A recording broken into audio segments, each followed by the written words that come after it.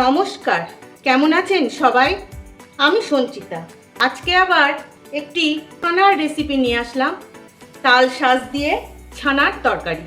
প্রথমে আমি একটা বাটি নিয়ে নিলাম। এর মধ্যে দিয়ে দেব জিরে গুঁড়ো, এই চামচের 1.5 চামচ জিরে গুঁড়ো, 1/2 চামচ ধনিয়া গুঁড়ো, হলুদ, লবণ, কাশ্মীরি লঙ্কার গুঁড়ো, আদা বাটা আর নর্মাল লঙ্কার গুঁড়ো। মশলাটা আমি গুলে রেখে দেবো, জল দিয়ে ভালো করে গুলে রেখে দেবো 10 মিনিট। এবার একটা মশলা করে নেব। নিয়ে নিলাম মিক্সিং জার, এতে দিয়ে দিলাম 1 চামচ মতন পোস্ত, 5টা কাজু, একটা টমেটো, আর দেব 2 চামচ মতো গুঁড়ো দুধ। এটা আমি ভালো করে পেস্ট করে নেব। এবার তবে রান্নাটা শুরু করি। গ্যাস জ্বালিয়ে আমি বসিয়ে দিলাম একটা কড়াই গরম হয়ে গেছে। এবার দিয়ে দিলাম কিছু সর্ষের তেল। তেল গরম হয়ে গেছে। এবার আমি একটু অল্প লবণ ছিটিয়ে নিলাম, অল্প ঘি দিয়ে দিলাম। অল্প ঘি দিয়ে কিছু আলু এইভাবে কেটে রেখেছি ডুমো ডুমো করে, এই আলুটা ভেজে নেব।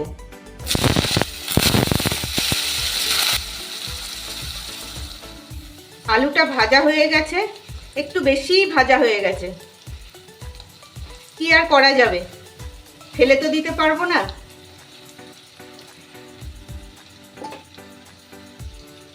এই আলু ভাজাটা আমি তুলে নিচ্ছি। এবার অল্প একটু হালকা ভেজে নেব এই তাল শাঁসটা আমি টুকরো টুকরো করে কেটে নিয়েছি। একটু হালকা শক্ত দেখে নেবেন, তাতে ভালো হয়।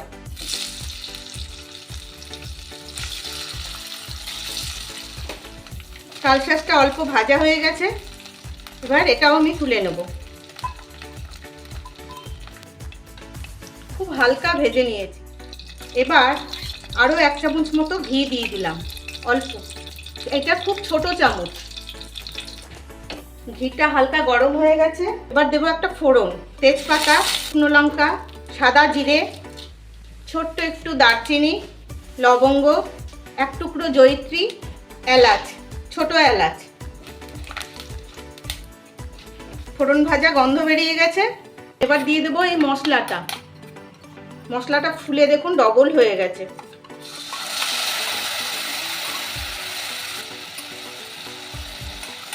বাটি ধোয়া জলটাও দিয়ে দিলাম। এবার এই মশলাটা আমি ভালো করে কষে নেব। মশলা খুব ভালো করে কষে গেছে, দেখুন তেল ছেড়ে দিয়েছে। এবার দিয়ে দেব পরিমাণ মতো চিনি। নিরামিষ তরকারিতে একটু মিষ্টি বেশি দিলেই ভালো লাগে, একটু মিষ্টি মিষ্টিই ভালো লাগে। আর দিয়ে দেবো কটা কিশমিশ, আর দেবো এই বাটা মশলাটা, পোস্ত, কাজু, টমেটো দিয়ে যে পেস্টটা করলাম, এটা ভালো করে জল দিয়ে ধুয়েও দিয়ে দিলাম। এটা কষে গেছে, তেলও ছেড়ে দিয়েছে। এই অবস্থায় আমি দিয়ে দেব 1 চামচ মিষ্টি দই। আমার কর্তামশাইকে দই আনতে বলেছিলাম, উনি মিষ্টি দই এনে দিয়েছে। আমি আজকে মিষ্টি দই দিয়েই রান্না করব।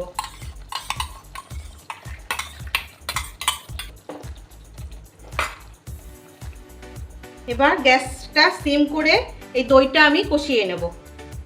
এই দইয়ের মধ্যে দিয়ে দিলাম আলু, এই তাল শাঁসটা এই মশলার সাথে ভালো করে কষিয়ে নেব। মশলাটা ভালো করে কষে গেছে। এবার দিয়ে দেব অল্প গোলমরিচ গুঁড়ো। খুব ভালো করে কষে গেছে, তেল ছেড়ে দিয়েছে। এই 1 চামচ মিষ্টি দই পড়াতে বেশ সুন্দর একটা অন্যরকম স্বাদও হয়েছে, ঘ্রাণও আসছে। বেশ একটা শাহি ব্যাপার, রাজকীয় হয়ে গেছে রান্নাটা। এবার দিয়ে দেব গরম জল।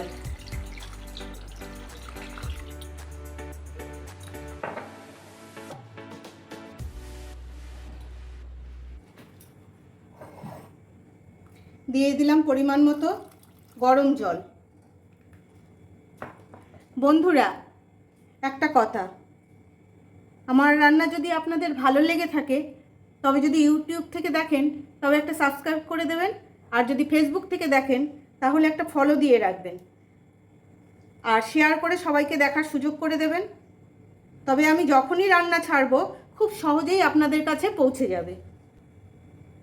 এবার ঝোলটা ভালো করে ফুটতে দেব। ঝোল ফুটে গেছে।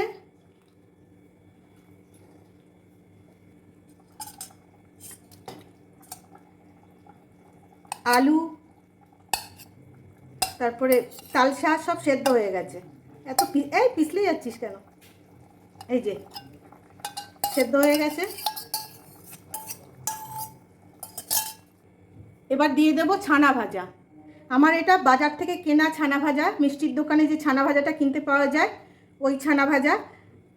আপনারা যদি এটা না পেয়ে থাকেন তবে ছানা এনে যেরকম বড়া করে ডালনা করেন ওইভাবে ছানাটাকে বড়া করে নেবেন। আমি দিয়ে দিলাম এই ছানা ভাজা।